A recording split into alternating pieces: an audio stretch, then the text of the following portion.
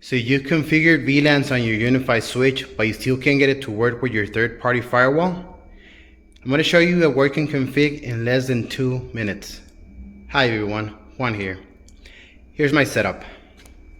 I have a Meraki appliance connecting from port 2 into port 1 of the UniFi switch. This is a trunk port.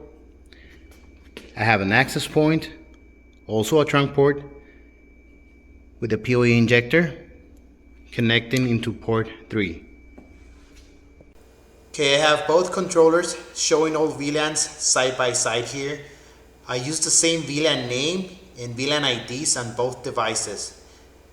Only the names can be different, but not the VLAN IDs. Those need to stay the same. The subnets that you configure in your firewall are the ones that will route traffic out to the internet, not the subnets you may have configured on UniFi. Those will get ignored by third-party firewalls. For example, here I have subnet VLAN ID 1, which is different from the Meraki's firewall. Let me show you two devices connecting to two specific subnets/VLANs. This iPad connects to the default VLAN 1, and this iPhone connects to the IoT VLAN 20. Let's see these clients on the Meraki portal. Here are the IPs and description of the devices. Please like and share this video if it's been helpful.